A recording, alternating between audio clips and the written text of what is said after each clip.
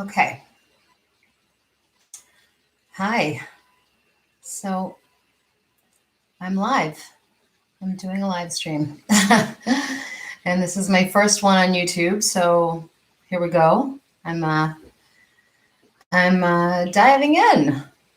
They say that if you don't do something scary in your life, that you're not really living. And this is a little bit scary. So I'm living.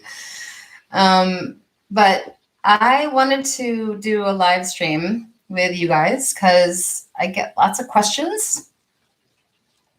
Hello.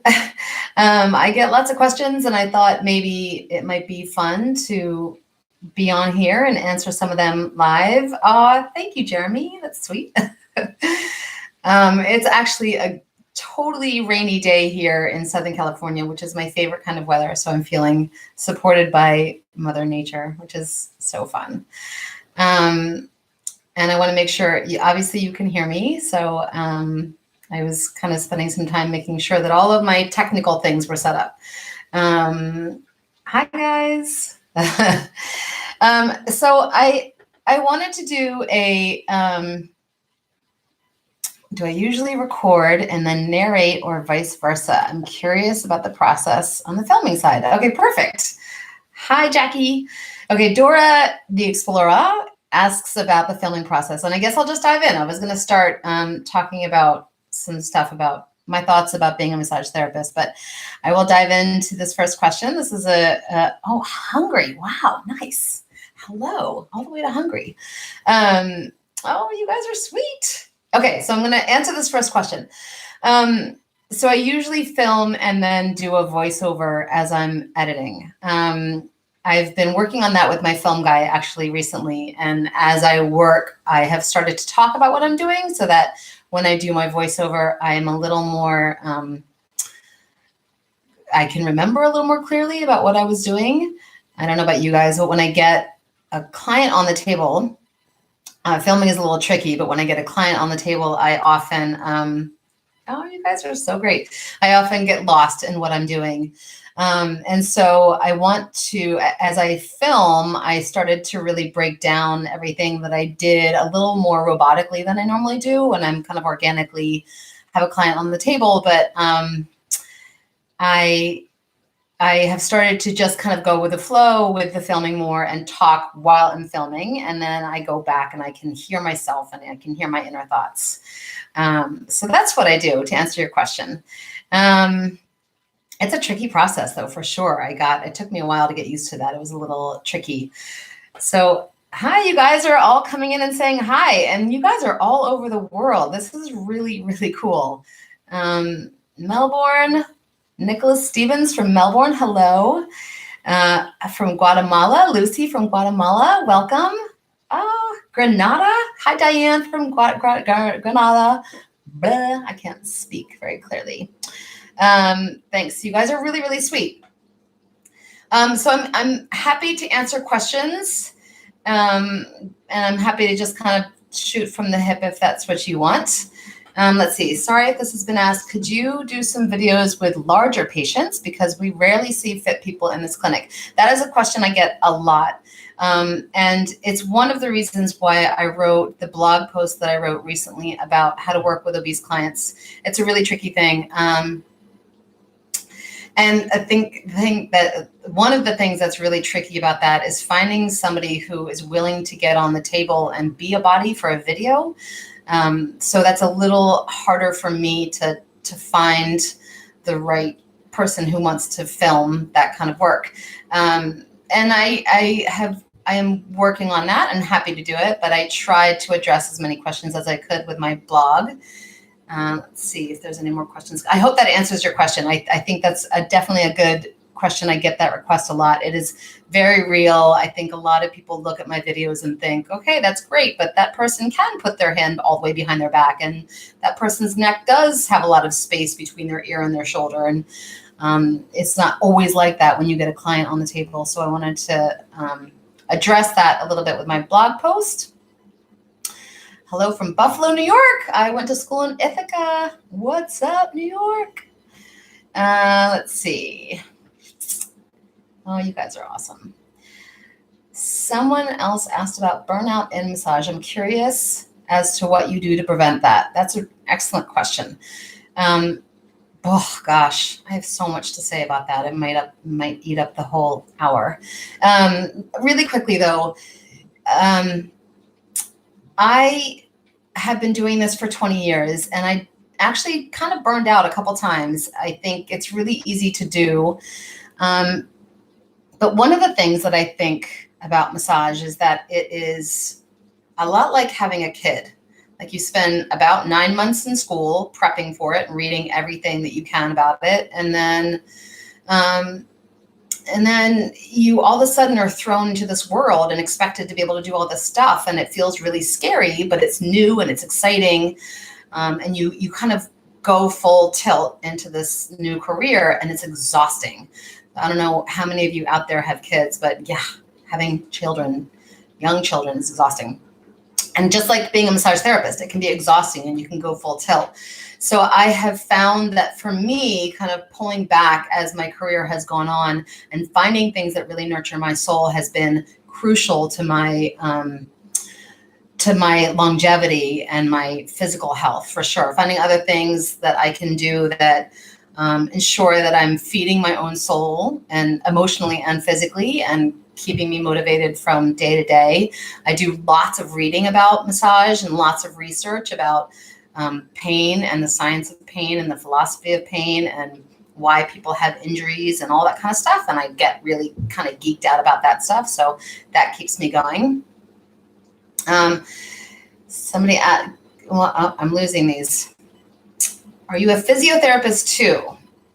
Kusina Mia asked that. A physiotherapist, I think, is the term that is for massage therapists in other countries. So it's not a term that's thrown around here in America.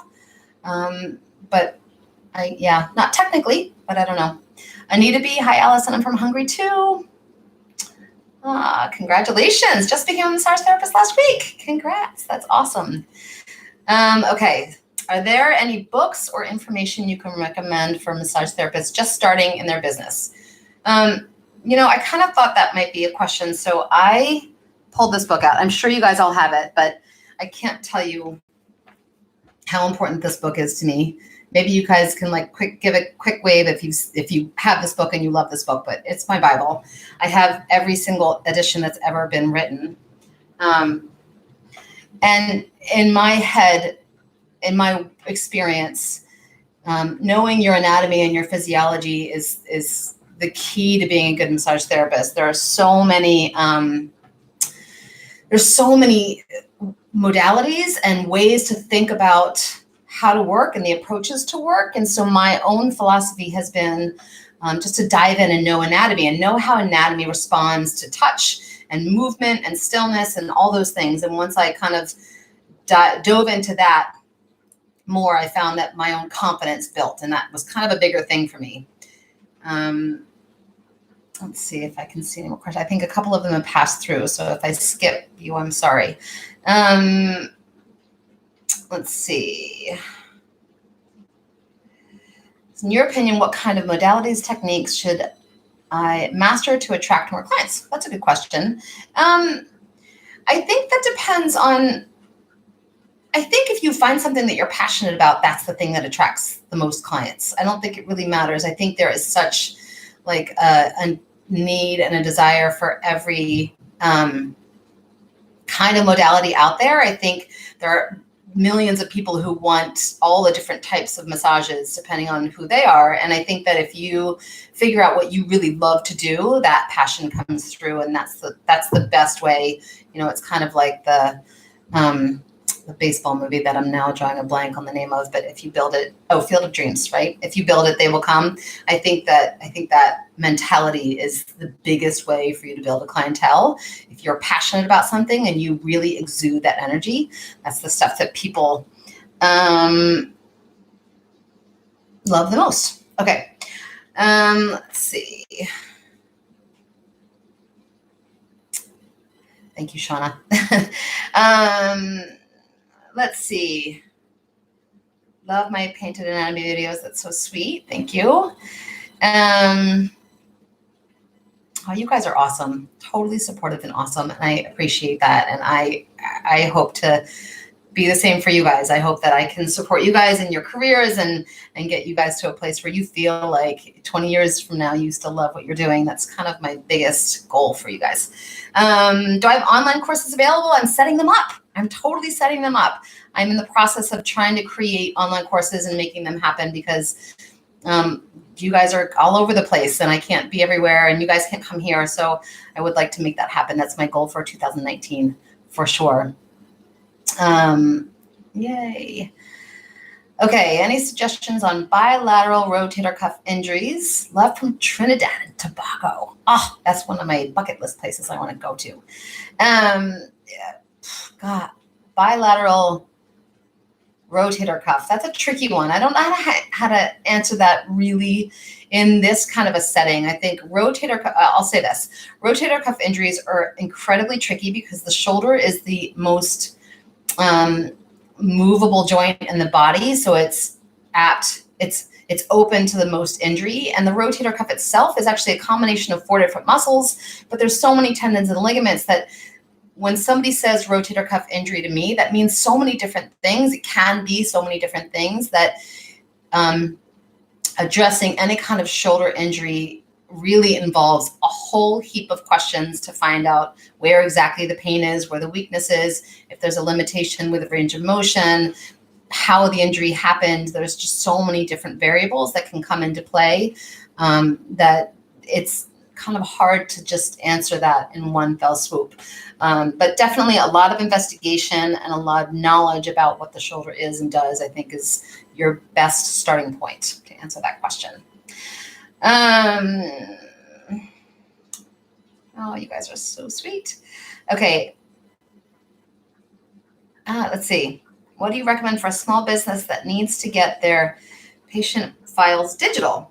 Wow, that's a good question. Also, what's a social media app to encourage good communication for a work team? That's a good question. I'm not sure exactly how to answer that. I don't have digital files. I don't know. I wish I could answer that question for you. I think social media, in terms of getting anybody on a work team, social media is, I think, going with what your group has. And I have had to become super adept with what social media is all about. I'm not really young. And so diving into social media has kept me, I ask my kids all the time, actually, what should I use and where should I go and how do I do this and how do I do that? So ask, I think if you're starting a small business and you have employees, ask your employees what they're on and then create groups around that. I love Instagram. I think Facebook, is a little bit more my age bracket, but you can create some good groups with Facebook. I don't know. I hope that helps. What else? Can you show the book again? Nate Strickland. I knew a Nate Strickland. Is that you? This is the book, Trail Guide to the Body. Okay. Oh, you guys are sweet. Would you consider including more client assessment at the beginning of your videos? Inspiring stuff. I've actually done a little bit of that with my Patreon page, which hopefully you guys know about, but on there I've included one of the tiers on my Patreon page offers longer videos. And in those longer videos, I talk a lot more and I explain a lot more. And I have done a little bit more pre-assessment stuff. So I don't know if that's something you're considering, but I think assessment is a huge part, and maybe I can make some shorter versions of those videos.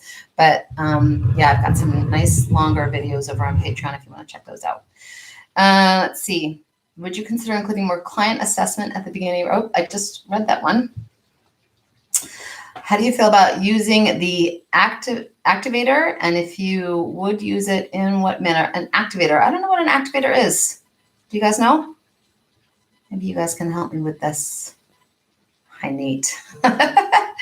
I don't know what an activator is. It could, maybe it's like one of those Theragun things that's like a tapotement tool. Is that what you're talking about? I'm not sure. When is my next video coming? Hopefully soon, within the next couple weeks, maybe 3 weeks. What do I think about shiatsu? I think shiatsu is awesome. I don't practice it because, in my opinion, it takes years to master. And there's so much more to know than what we can ever teach in massage school. I've taught it. And even when I teach it, I'm like, whoa, this is the tip of the iceberg. There's so much to know about Eastern theory. And I, even to this day, after I feel like I have dove in and done stuff like that for so long, I love the theory behind it. And I try to incorporate as much as I can into the work that I'm doing, even though the work that I'm doing is really more science-based. I definitely think energy is everywhere and chi is everywhere. And that's what shiatsu is based off of. So yes, I love shiatsu. You guys are sweet. Okay, do you have any course suggestions for massage insurance billing? I don't. I know it's become a lot easier to do. I never got into it. I just have never really needed to, but I know it's become a lot easier. And I know that both AMTA and ABMP, if you guys don't know, those are the American insurance, like for massage therapists companies. And they have a couple of courses online, I believe, that teach you how to do insurance billing, which is fantastic. So this is one of the things I wanted to talk about today, was just the idea that I think massage therapists are way, way underpaid and deserve to make a lot more money. And insurance can be one of those things. I think that if you can dive into getting your practice as a practice that takes insurance, that accepts insurance, that's huge. And I'm all about it. I support it for sure. If we're living in a country that you have to have insurance, you might as well, when in Rome, kind of do as the Romans do, I guess, except when in America, do as the Americans do, I guess. What else? Adjusting massage tool, handheld or electric. Is that the answer to the question? I think, like adjusting like chiropractic? I don't know if that's what you're asking, but I do not do any adjusting, so I don't know. I've used a Theragun before, which is like the hard, like Tapotement gun thing, and I actually think that's awesome for those people who like it and want that kind of work. Hi. Yes. Okay. Oh, there's some answers to the insurance ones, the insurance questions. Massage book, totally perfect. It's a tool that chiropractors use. Okay, so yeah, no, I don't do adjustments, so I don't have experience with that tool. Sorry. What's the best way to get depth in the back using fingers and palms? That is a good question that I get a lot of. It's tricky.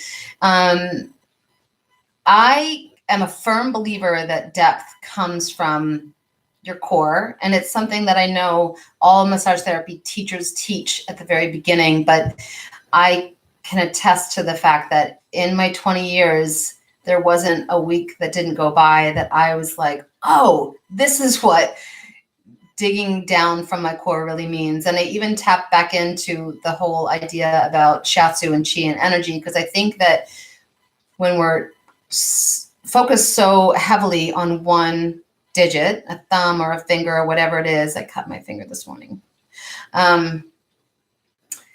And all of our energy is focused on how hard that thumb is working and how much work that thumb is doing. It gets tired really fast, and that contributes to burnout really fast. But I think that if you envision your energy coming from your core and the energy that you get from the earth or wherever you get your energy, and you really drop into that, and that can be really meditative, and it's a practice that takes a long time to get used to, you start to feel less tired with your hands, and you start to feel like you can just sink in more. So leaning in more with body weight, leaning in more with energy, I think that's one of the bigger ways that you can use your digits a little more safely and have a little more longevity around that. I hope that answered that question. How many clients do I take a day or week? Well, anymore, not much. I'm really busy with everything else that I'm doing, which I'm super happy about. But after 20 years of doing this is kind of where I wanted to be. But for a while there, 4 or 5 clients a day was my max. I know people who did like 9 and 10, and I was always like, can't do that. I can't do that. I never was able to do more than like 5. I think 5 was my max. 6 I could do, but I just felt useless by the 6th client. So I don't know how many you guys work on in a day, but I've heard some pretty awesome stories about people who are have a lot more strength in a day than me. Okay. Stiff, solid calf muscles. Whew, that's tricky. And it shows up a lot. Lots of movement in the ankle. I think the last video I did for the for the pin and stretch, where I had the client's ankle over my leg so I could move the ankle more with one hand and do the work with the other hand, or my forearm, or whatever it was. It gives me a lot more. So you either, if something's like not moving at all, I find that softening it, right? So if I have an ankle here, like the foot's here, I hope this is a good visual, and I bring the foot up so the calf muscles are softening, I find that gives me a lot more ability to go deep. And then as I move through that work, I think it opens things up on a deeper level. I will say this though, I think your body butter is awesome. Yay, I think so too. I will say this. One of the things that I get a lot is how to work deeper, and how to work on somebody who's not really letting go, or it just feels like they want the deepest pressure that you can, a deeper pressure than you can provide.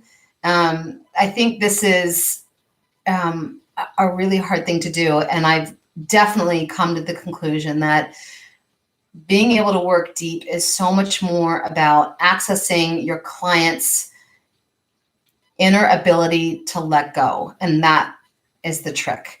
I find that people will often lay on the table and just expect you to do all the work. And I think that that's far from what this work is all about. I often tell my clients that I work with them and not on them. I think maybe some of you have heard me say that on a couple of my videos, but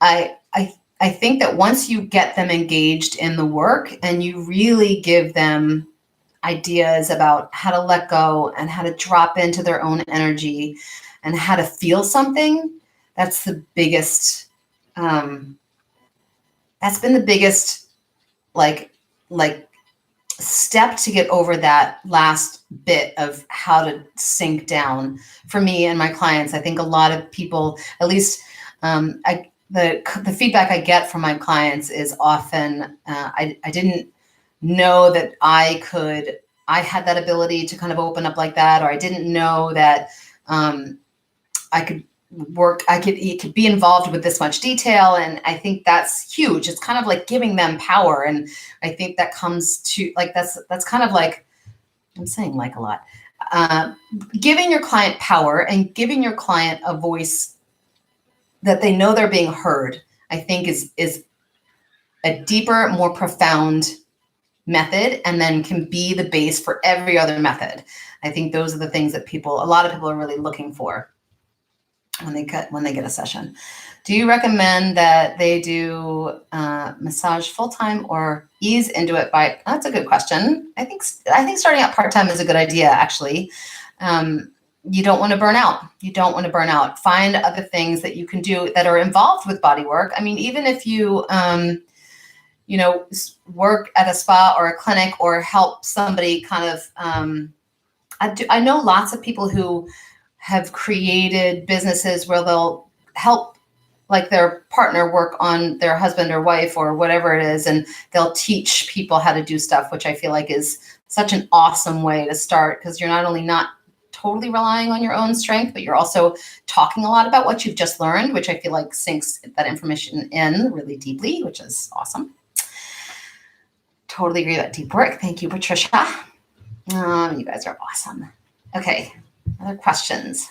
A client has a torn Achilles and is a pro athlete. I'm working scar tissue. What else can I do? A torn Achilles. A lot of that has to do with how long ago the Achilles was torn, how severe. and where they are with their recovery and what kind of person they are. I think that's huge. I get a lot of people who kind of come in with these injuries and they're like proud of their injuries and proud of being wounded. And I feel like they kind of want to hang on to that. So it depends on if you have somebody who's like really wanting to hang on to that toughness, which is fine. But you want to try to work with that. Don't fight that. And then as opposed to somebody who's really genuinely like, I need to get more mobility and I want more mobility and this is not fun for me.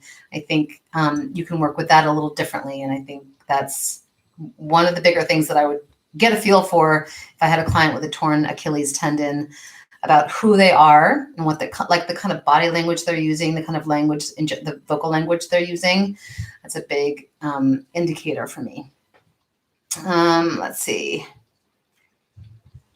I've been doing great minds think alike. I've been doing massage for a while and it's getting harder to work for others. Really need some advice on doing it on my own. Amen. I hear ya. That was a tricky one for me too. A couple of things. I think that if it takes money to make money. And I think that's always a hard thing to do. But I think if you're able to give out lots of massages, like give out gift certificates and promote the fact that you are putting yourself out there and you are trying to build a business, you want to get people in your door. And I think that if you even if you have a client come in and you give that client 3 gift certificates and say, I want you to give these to 3 of your best friends or 3 people who you know who might appreciate this kind of work. Those kinds of things are really good. And now, especially on social media, I think that you can find links of websites of people who can refer to you. You can find links of chiropractors, yoga instructors, Pilates instructors, fitness gurus. Get in with them, get close with them, let your personality shine, because that's the stuff that people remember more than anything else. I mean, I could be the most highly technical, most unbelievably knowledgeable person on the planet, but if I'm a crappy human being, nobody wants to send their clients to me or nobody wants to see me as a massage therapist. So I think that, let your personality shine through. Let people know who you are and let people know who are in a position to send you referrals who you are, and build it slowly. Don't get anxious about the fact that it's not happening fast, because it takes a long time to build a solid private practice, a really long time. I'm going to drink some tea. Hold on one second. Cannabis infused massage. Maybe a couple questions about that one. I don't know. I am so down the rabbit hole with CBD oil right now. I'm like, I've done so much research on it, and all the research I do kind of sends me in a different direction than the first bit of research, and then somewhere else from there. I want to create a butter that has CBD oil in it. There's just so many questions I have. I don't even know where to begin. I know that people swear by it. I know that. I know people who love not only ingesting it, but having a topical cream, and they feel like it is the kind of the end all be all. And I think that I think I always get a little bit hesitant about anything that shows up this fast and it becomes popular this fast, because I just, fads happen. And, it's bound to fizzle out. Maybe it won't, but I kind of think that's what happens. And I like to stick with things that feel solid to me and feel tried and true. And I am having a trip with the whole CBD oil and cannabis infused stuff. I kind of think it's a fad, but I don't know. I definitely think there's something about it.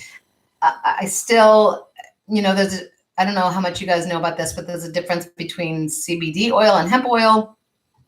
And CBD oil does have a little THC in it. So I'm like not even about to start selling it, because I don't know what it does, but I don't think that hemp oil has the same effect. And so I'm just kind of like trying to walk that path and see.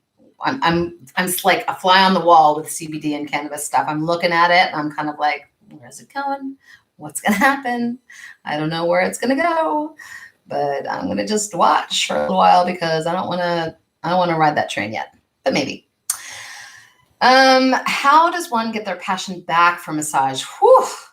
Yeah, the passion comes and goes.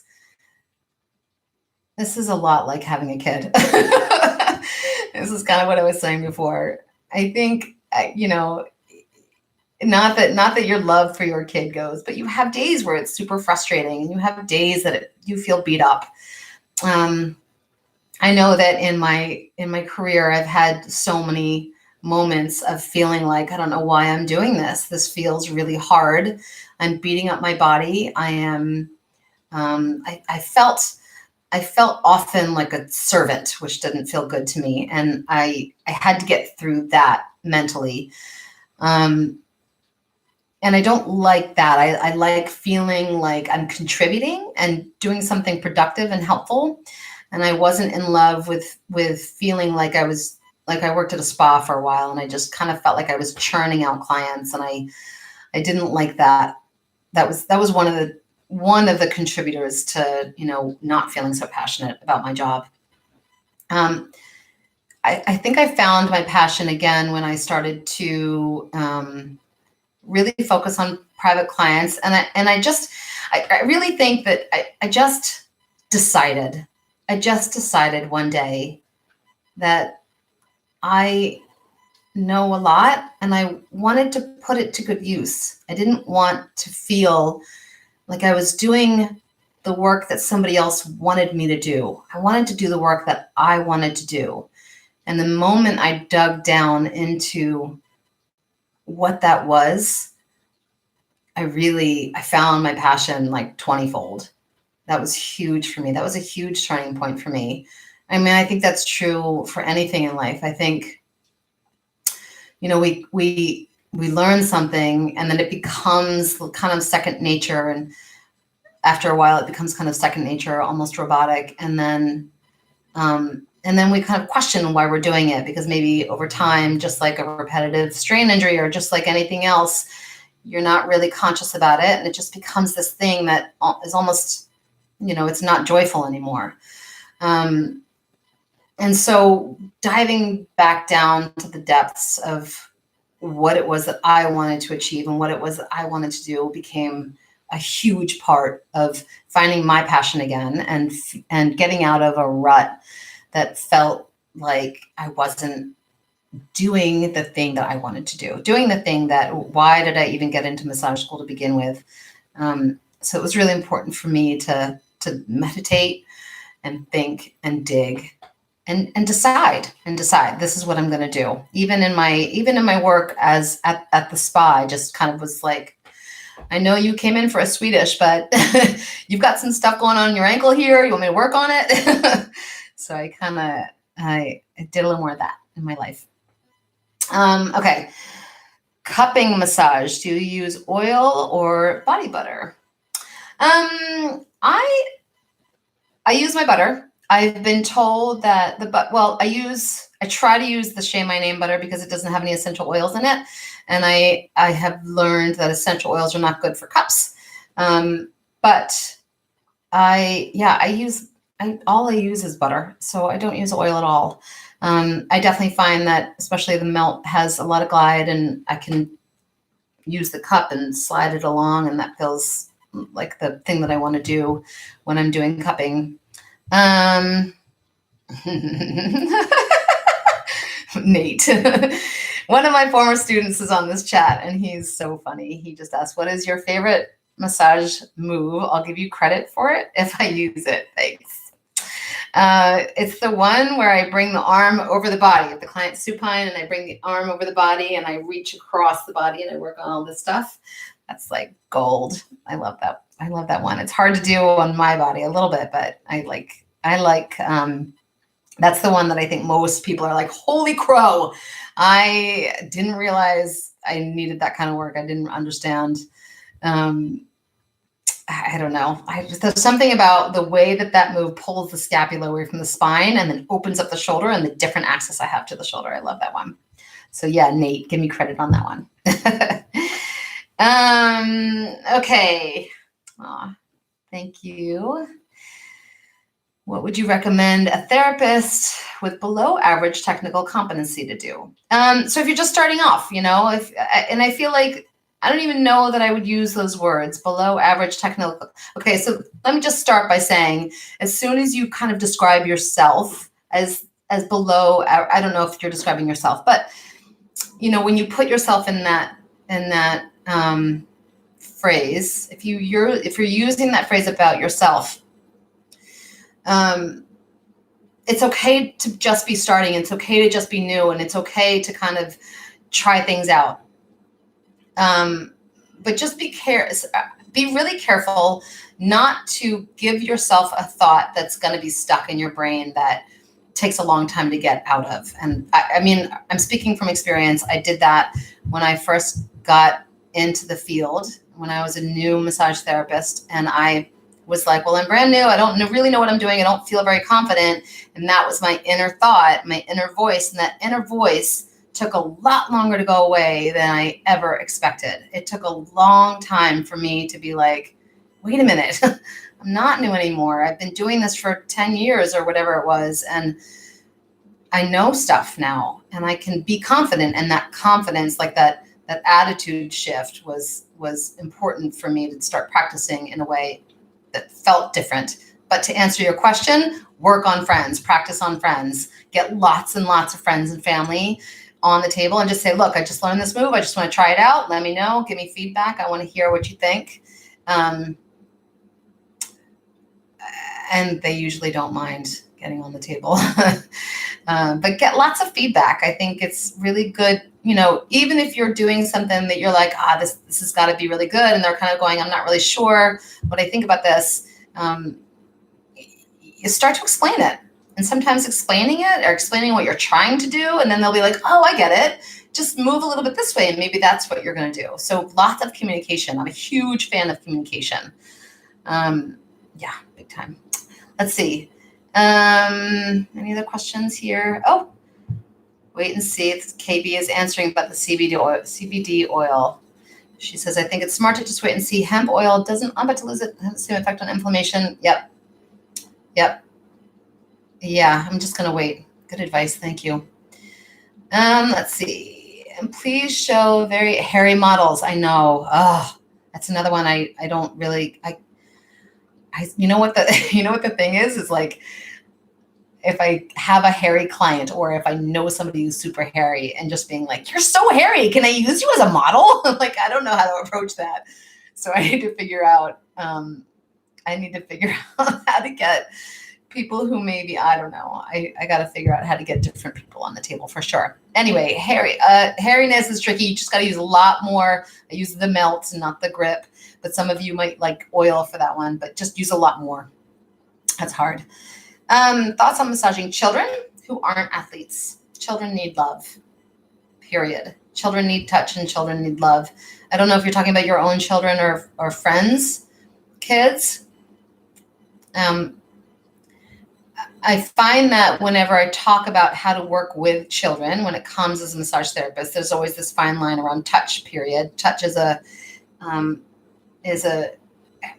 crazy mixed up whole aspect to being human that has so many wonderful and scary attributes all in one fell swoop.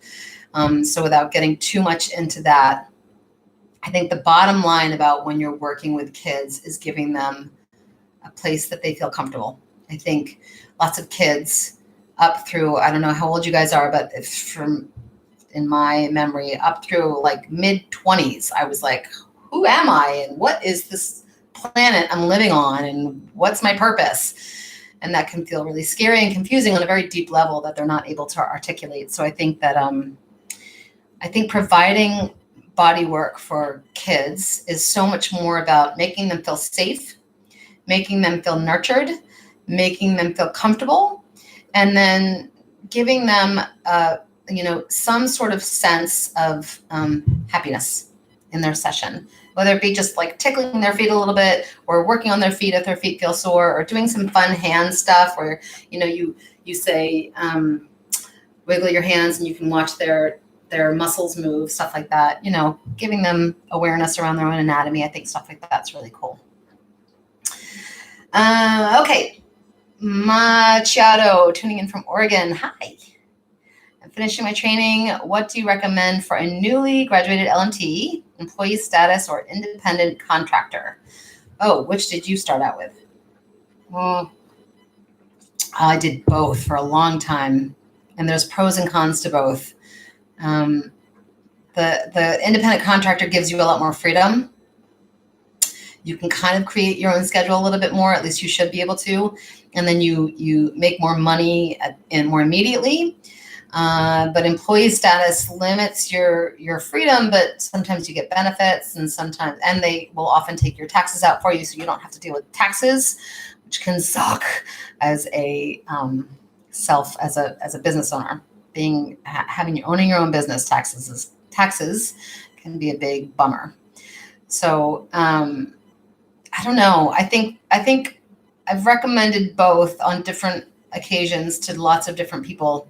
And I think that you got to figure out what you like better. I personally, I like freedom.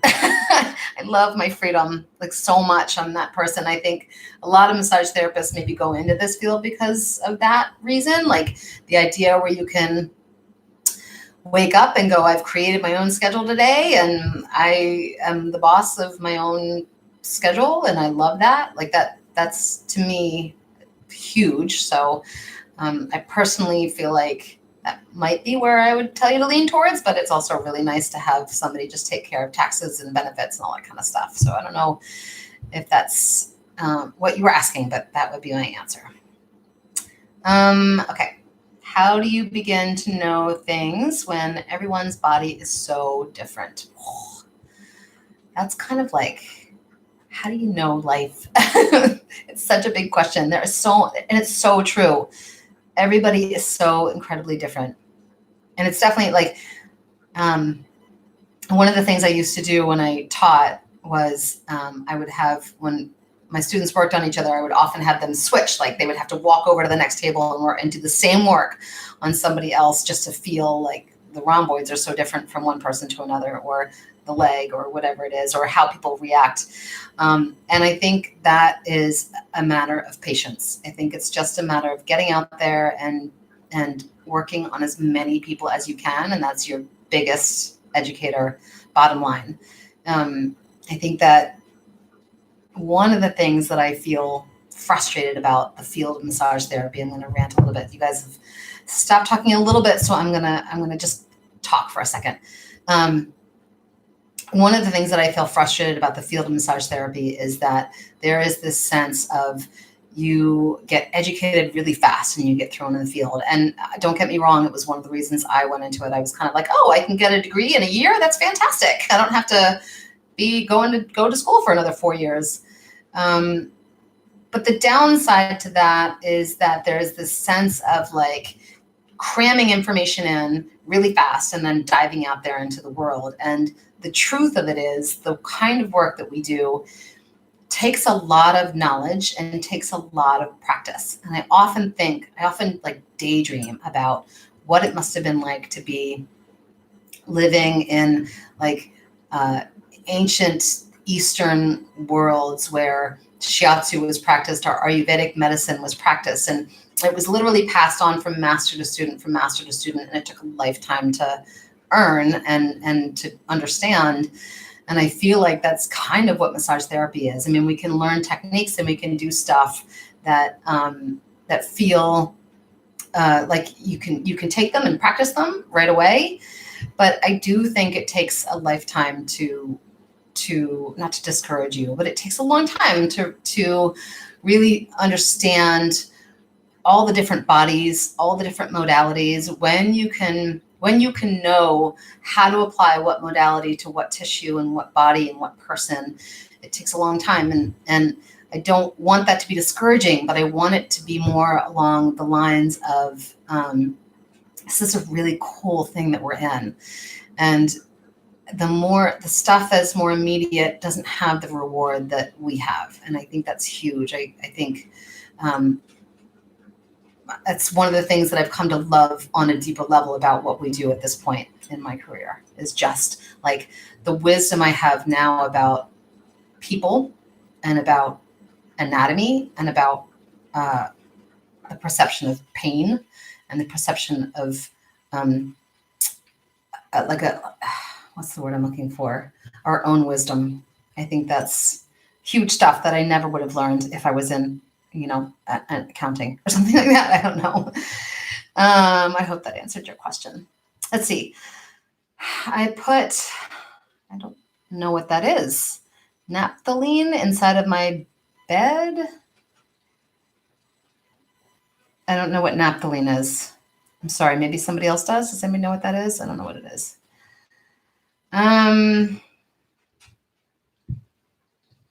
What do I do for my own? Thank you, Lorna. What do I do for my own self-care? Is binge watching Netflix an answer? I'm kidding.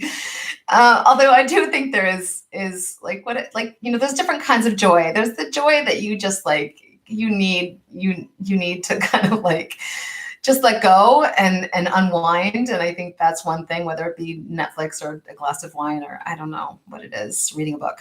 And then I think there's things that are more longevity oriented self-care things. I personally love walking. I walk a lot. I walk multiple times a week, and I walk for about an hour each time. And sometimes it's with friends and sometimes it's by myself. And I try to spend a lot of times in stillness and just listening to my own thoughts and trying to figure out if those thoughts are healthy or not healthy. There's a lot more that I do. I mean, I try to eat healthy. I'm not always so good at it. I try to drink a lot of water. I don't smoke or do drugs. I don't know. I try to laugh a lot. I think laughter is huge. I really, really, really believe that laughter is one of the best medicines ever. I believe that so deeply in my heart. I know it's something that is thrown around maybe flippantly, but it's something that I feel every time I laugh, I'm like, oh, my body feels so good. So I think laughter is big. Hopefully that helps. Okay. I don't know what I missed. Hello, Jacqueline from Iowa. Do I review my anatomy regularly? Anna asks. Anna, I do now. I do now. I mean, all the time. And even now there's stuff coming out that's like, oh, we didn't know we had this 605th muscle that we now have. I mean, they've just recently discovered that within the past, I think 5 or 10 years, that there's they consider our guts to have a brain in it now, which I think is really, really cool. If I can find a link about that, I'll include it in the description below. But when I started teaching, I was a massage therapist for about 10 years, and I started teaching about 10 years into my career. And I stood up in front of my anatomy class. It was the nervous system, and I was like, I don't know anything. I don't know anything. I forgot everything.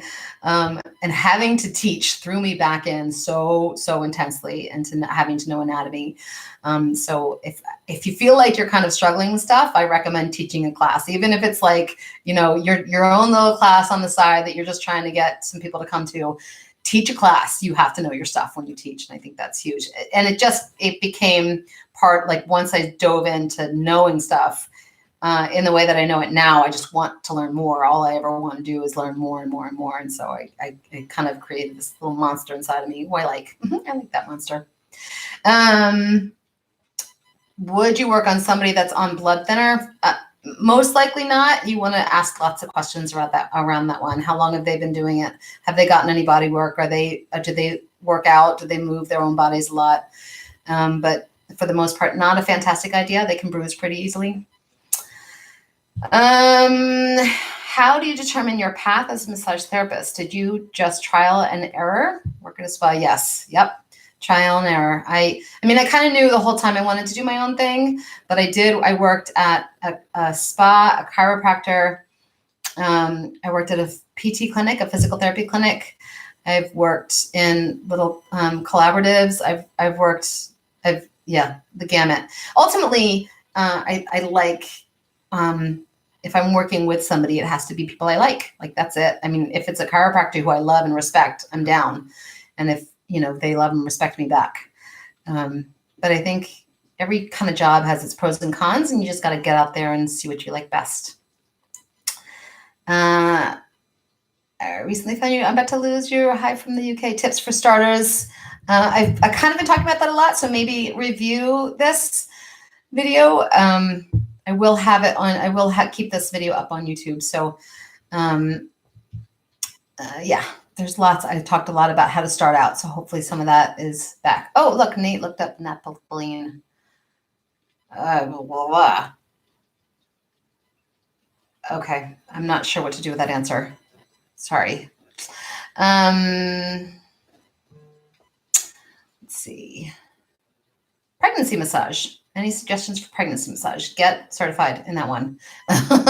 There's not, I definitely feel like pregnancy massage is one you want to take a class about. There's a lot to know about what happens to a woman's body when they get pregnant. I personally don't use the pillows that you can lay a pregnant woman down on their stomach. I don't like those because when I was pregnant, I felt like it was weird.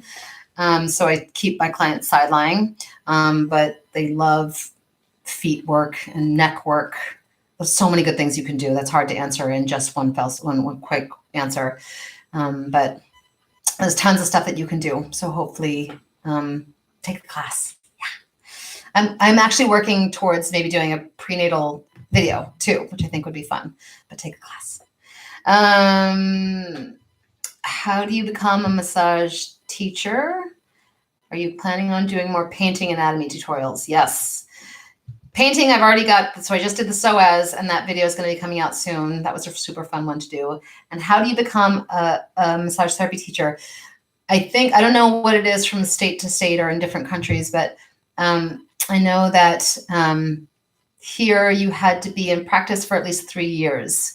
And then I had to kind of stand up in a class and demo how it was that I taught, and I had never taught before, so that was terrifying, but exciting. And again, just like I started out with this video, if you're not doing something that's a little scary, you're not kind of pushing yourself. And so I pushed myself and I did it, and I recommend it. I think it's fantastic. Oh my gosh, I actually totally recommend teaching. How do you work with clients who have had serious physical and emotional trauma? Oof. Listen. Just listen. Clients who have had serious emotional or physical trauma. One of the things that I heard recently that really stuck to me was this idea, and I hope I can reiterate it well. But it was the idea that when somebody's been through something that has been emotional or traumatic or physically traumatic, the last thing that they really want is to hear how to fix it. And that's kind of what we do as massage therapists. People come in and they'll say, I have this pain in my neck or in my calf or something. How can I get rid of it? And so we're in that mode of saying, well, you can do this and you can do that and you can stretch and you can ice and you can foam roll and all those things. But I think when somebody's been through trauma, they want kind of a still support. I know that that's what I want. I know that I just want to feel like somebody's there in my corner, but not trying to fix it, because it's too raw. It's too raw and trying to fix things before they're healed. I mean, it's just like the physical body. When you learn about an injury, when there's an injury that's just been injured, you've got to let it be. You've got to, they say price, protect, rest, ice, compress, elevate. Whew, glad I got that one. And that's just, protecting it. You're kind of keeping it safe. And I think trauma is similar. And some, just like some injuries can be really minor and some injuries can be really severe that take a lot more time. All that stuff, physical trauma and emotional trauma, can be pretty severe. And if it's never tended to, which can be really the case quite often, It's so much more about allowing the healing to happen and not about getting in there and creating change, not until they're ready. So listen, stillness, listen. Even the work that you do is about, it's slower, it's more comforting, it's a lot of stillness. And if somebody cries on the table, it's just about being there and allowing that to happen, allowing for a safe space for that to happen. That's huge. Don't try to power through it. Love the painting tutorials. Thanks. I love doing them. I wish that was all I could. I have so much fun with those. Maybe remember the muscles names. Can you also massage the glutes, especially, or just around the lower back and upper legs? I think I have a whole section on the glutes. I think I have a video on the glutes and the deep six. So yeah, you can get in there and do some work for sure. I never do just that work. I kind of always work the other muscles that are connected. But yes, you can get into the glutes really well. It's good stuff. Have you ever gone to the World Massage Festival? No. Where is it? I've been to the World Massage Conference. There was one in San Diego. I think it usually comes in San Diego. Festival though, no, I wouldn't mind it. It'd be fun. Have you worked with clients who have severe scoliosis or have had spinal fusion? Yes, I have. I've got a couple minutes left here, so I'm going to make this my last question. Spine stuff is tricky, and for the most part, just to give you a brief answer, spine stuff is really about creating comfort around the muscles that manipulate the spine, that move the spine and protect the spine. So oftentimes with any trauma, there's a guarding that happens. And so you want to think about, know your anatomy around the muscles that are connected to the spine, and work towards softening those tissues if it's been a long time, especially, and that guarding pattern has just kind of gone into like a downward spiral. You want to soften those tissues and help to create a little bit of movement with that. I think that's another one of those questions that I would need a lot more information before I really answered it, but that's my brief answer. Okay, I think I'm gonna be done. It's been almost an hour, and I've had a ton of fun, and I love seeing you guys up here and feeling like I'm talking to you guys. And it's Valentine's Day, so happy Valentine's Day. I love you guys. I'm so happy that you're here, and I'm so happy that I'm able to do this channel and this stuff. This stuff is so big for me, and I hope more than anything that you guys keep your passion, find your passion, and keep your passion for what we do, because I think the world would be a better place if we all got a massage and we all had massage therapists who love what they do. I think that's kind of the key. Okay, I'm gonna sign off. This video is gonna be up and running. I'm gonna do a quick plug really quickly. I have a school that I've been building, and I'm gonna include the link to that school in the description below. It's called Panacea Holistic Institute, and it's going to be here in Long Beach, and we're just now launching, and we're super excited about it. So I'm going to plug that really quickly. And of course, if you have any questions, feel free to contact me through my website. Look me up on Instagram or Facebook. And if you want to head over to my Patreon page, I would love that. But I love you guys. Happy Valentine's Day. Stay in good health and long careers. And if this was good, we'll do it again sometime. Okay. All right. Bye.